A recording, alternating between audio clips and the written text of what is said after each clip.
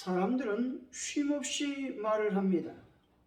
사람들은 말이 없는 삶을 생각할 수 없을 정도로 많은 말을 하면서 살아갑니다.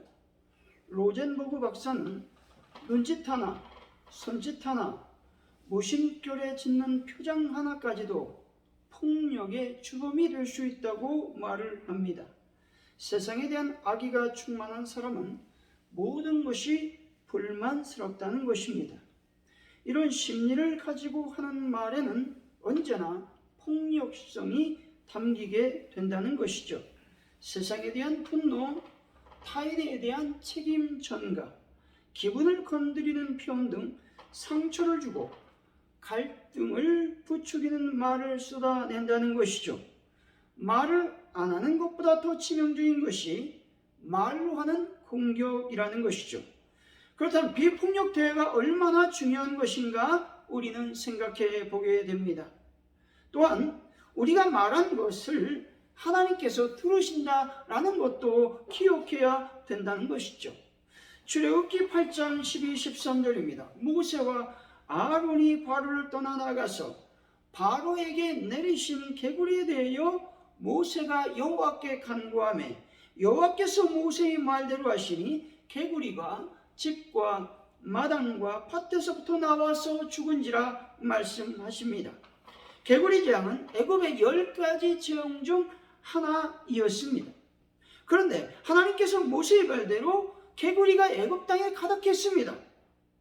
이것을 견디지 못한 애굽 왕 바로가 개구리를 제거해주면 이스라엘 백성들을 보내주겠다고 말합니다. 그래서 모세는 하나님께 간구하게 되는데 간구했을 때 하나님께서 그 간구를 들으시고 개구리를 모두 죽게 하셨다는 것이죠. 하나님께서 모세의 간구를 어떻게 하셨다고 말씀합니까? 들으셨다고 말씀하고 있습니다. 더 중요한 것은 사람들에게 한 말을 하나님께서 들으신다라고 하는 것이죠. 말라기서 3장 16절입니다. 그때에 여호와를 경외하는 자들이 피차에 말하며 여호와께서 그것은 분명히 들으시고 여호와를 경외하는 자와 그 이름을 존중히 여기는 자를 위하여 여호와 앞에 있는 기념책에 기록하였느니라 말씀합니다. 우리가 피차 주고받는 말을 하나님이 분명히 들으시고 여호와 앞에 있는 기념책에 기록해 놓으신다는 것입니다. 우리가 말한 모든 것들이 하나님께서 기록해 놓으신다는 말이죠. 분명한 것은 우리가 말한 말을 하나님이 들으신다라는 것이죠. 뿐만 아니라 우리가 마음속으로 하는 말도 하나님이 들으신다는 것입니다. 시편 139편 2절에서 4절입니다. 주께서 내가 앉고 일어섬을 아시고 멀리서도 나의 생각을 밝히 아시오며 나의 모든 길과 내가 눕는 것을 살펴보셨으므로 나의 모든 행위를 익히 아시오니 여호와여 내 혀의 말을 알지 못하는 것이 하나도 없으시니이다 말씀합니다. 우리가 마음속으로 하는 말을 다른 말로 말하면 생각입니다. 생각이란 언어를 가지고 마음 안에서 우리 자신과 나누는 대화를 말합니다. 마음에서 나누는 나와 내 안에 있는 나의 대화가 생각이라는 것이죠. 하나님은 우리의 생각을 다 아십니다. 우리가 마음으로 우리 자신과 나누는 대화를 하나님이 들으신다는 것입니다. 사람의 말을 들으시는 하나님이 너희 말이 내 귀에 들린 대로 내가 너희에게 행하리라 말씀하십니다. 우리가 하는 말이 곧 기적이 될 수 있는 근거가 하나님께서 우리 말을 듣고 계시다는 것입니다. 사랑하는 성도 여러분, 하나님께서 우리 말을 듣고 계시다라고 하는 것들을 알고 이제는 기적을 일으킬 수 있는 말을 많이 하는 분들이 되시기를 예수 이름으로 간절히 축원드립니다. 오늘 본문 말씀은 이스라엘 백성들은 가나안 땅에 대한 정탐꾼들의 평가 내용을 듣고 원망하고 있습니다.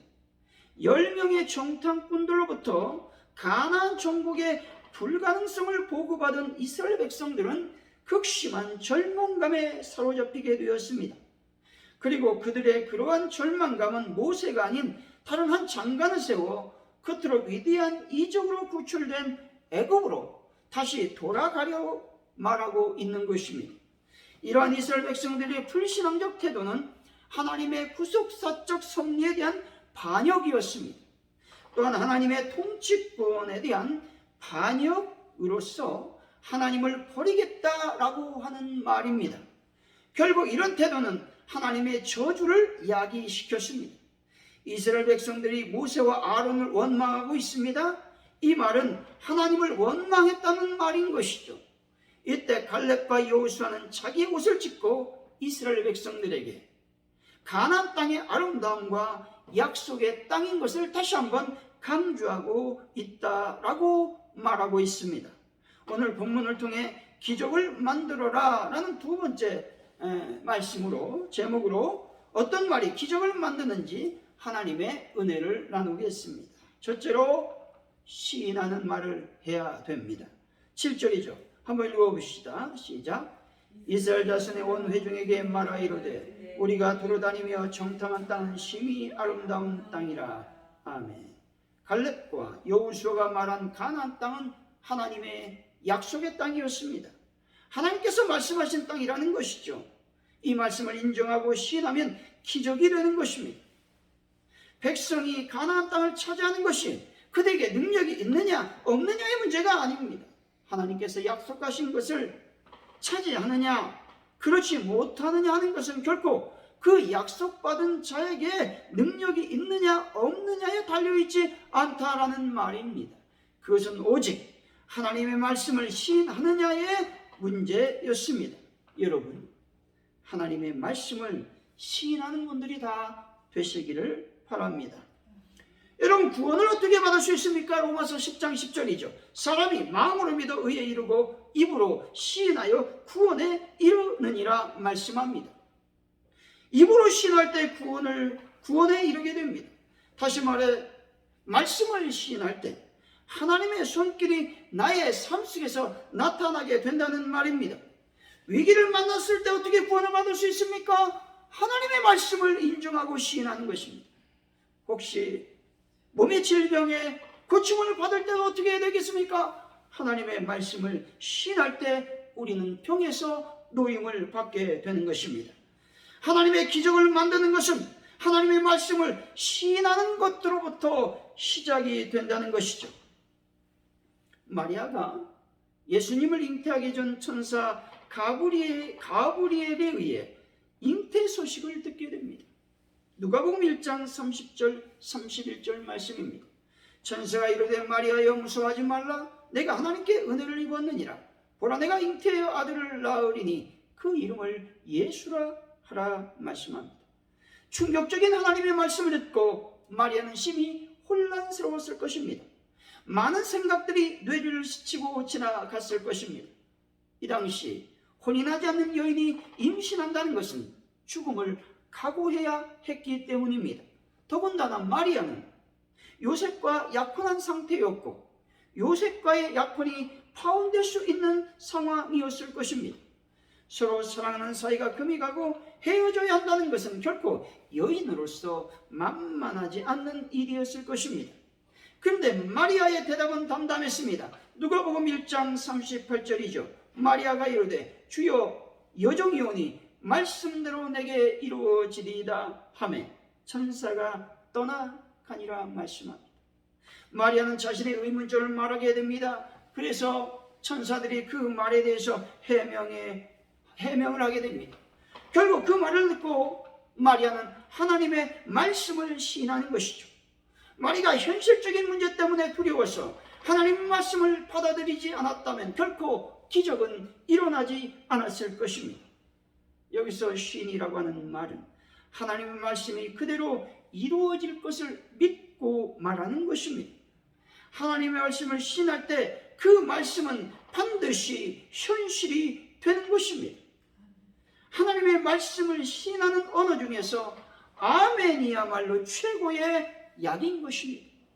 전 연세대학교 황승환 박사는 시인하는 말의 중요성을 일찌감치 깨달았습니다. 그가 발견한 만병통치약은 바로 아멘약이었습니다. 그냥 넘길 말이 아니라는 것이죠.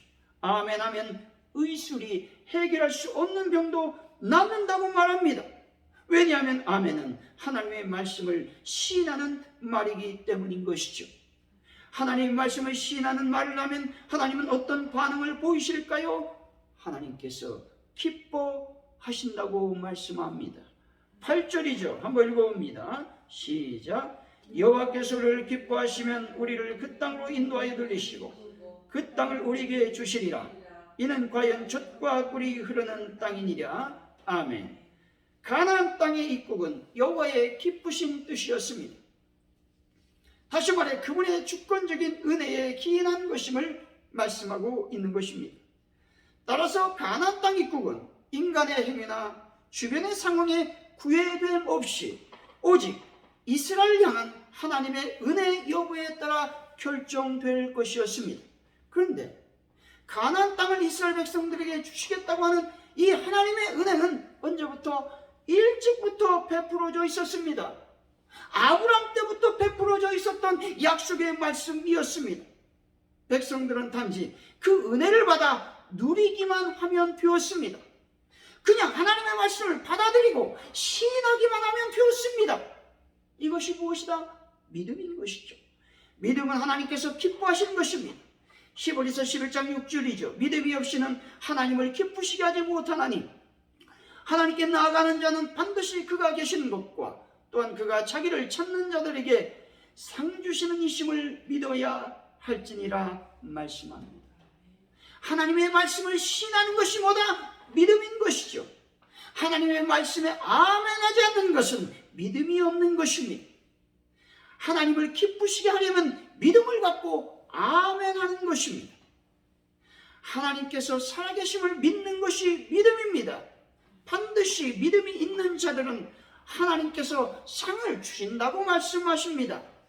기적을 베풀어 주신다고 말씀하십니다. 사랑하는 성도 여러분, 하나님의 말씀을 아멘으로 신하여 기적을 맛보고 하나님의 상급을 받는 분들이 다 되시기를 예수 이름으로 간절히 축원드립니다. 둘째, 기적을 만들려면 선포하는 말을 해야 된다는 겁니다. 9절이죠. 한번 읽어봅니다. 시작. 다만 여호와를 거역하지 말라. 또 그 땅 백성을 두려워하지 말라. 그들은 우리의 먹이라. 그들의 보호자는 그들에게서 떠났고 여호와는 우리와 함께 하시느니라. 그들을 두려워하지 말라 하나. 아멘. 10명의 정탐꾼들은 우리는 메뚜기라고 선포했습니다. 그런데 갈렙과 여호수아는 그들은 우리의 밥이다, 먹이다라고 선포했습니다. 결국 어떻게 되었느냐? 믿음의 말보다 부정적인 말이 더 영향력을 발휘했고 그쪽으로 모든 백성이 따라갔습니다. 이스라엘 백성들은 10명의 정탐꾼들의 말을 듣고 절망하게 되었습니다. 14장 1절이죠. 한번 읽어봅니다. 시작. 온 회중이 소리를 높여 부르짖으며 백성이 밤새도록 통곡하였더라. 아멘. 이스라엘 백성들은 자신들이 메뚜기라는 말을 듣고 절망하게 됩니다. 아낙 자손이 거대하다는 말을 듣고 통곡하고 있습니다. 여러분, 통곡하고 침묵하며 하나님께 기도했으면 됐습니다.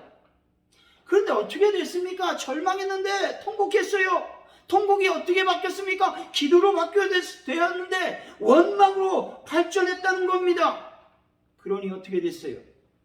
하나님의 말씀을 어기는 결과를 초래하게 되었다는 것이죠. 2절이죠. 한번 읽어봅니다. 시작. 이스라엘 자손이 다 모세와 아론을 원망하여 온 회중이 그들에게 이르되 우리가 애굽 땅에서 죽었거나 이 광야에서 죽었으면 좋았을 것을. 아멘.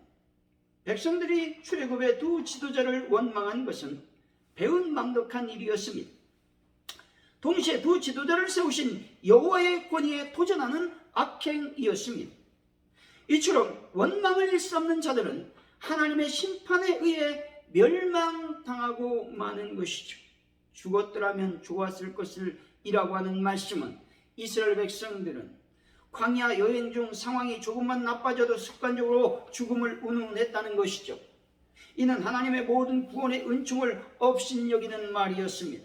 뿐만 아니라 자유와 생명을 향유할 가치 없는 자임을 스스로 증거하는 태도인 것입니다. 그러므로 성도들은 어떤 역경에 처한다 할지라도 생명의 주인 되신 하나님을 신뢰하며 끝까지 인내하고 침묵하여 하나님께 기도해야 된다라는 것입니다. 3절이죠. 한번 읽어봅니다. 시작.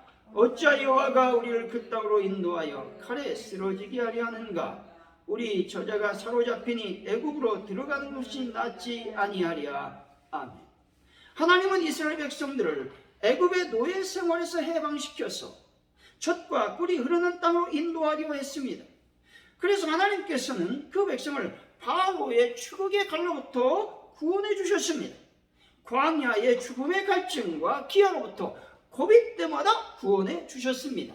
그런데 정탐꾼들의 부정적인 선포의 말 때문에 이스라엘 백성들은 하나님을 적대자요 살인자로 매도함으로써 씻을 수 없는 악행을 저질렀습니다.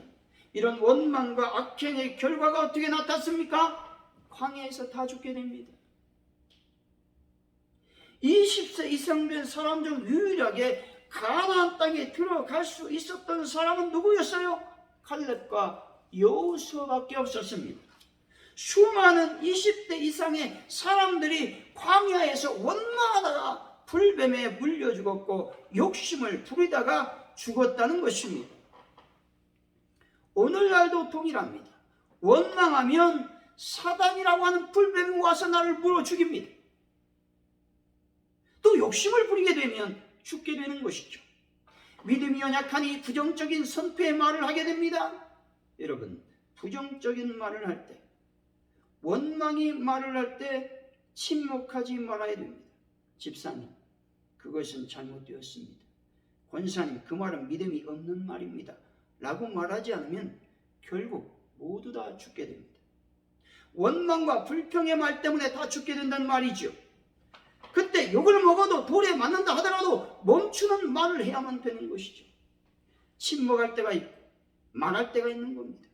근데 우리들은 반대로 말합니다. 침묵할 때 오히려 말을 하고 말을 해야 될 때 침묵합니다. 이것은 신앙이 아닙니다. 10절이죠. 한번 읽어봅니다. 10절 시작.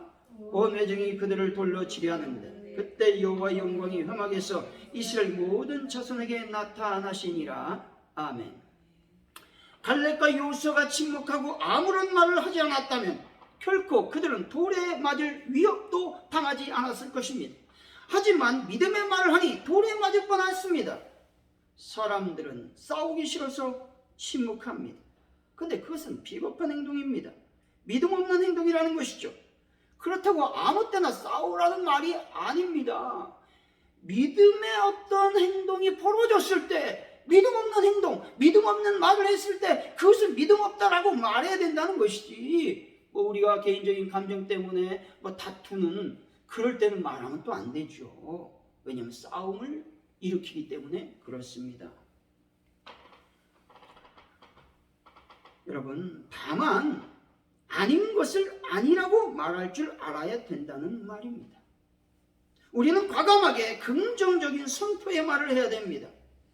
그들은 우리의 밥이다, 먹이다 라고 선포해야 됩니다. 두려워하지 말고 선포해야 됩니다. 하나님의 말씀을 거역하지 마세요 라고 선포해야 됩니다. 하나님께서 우리와 함께 하신다고 선포해야 됩니다.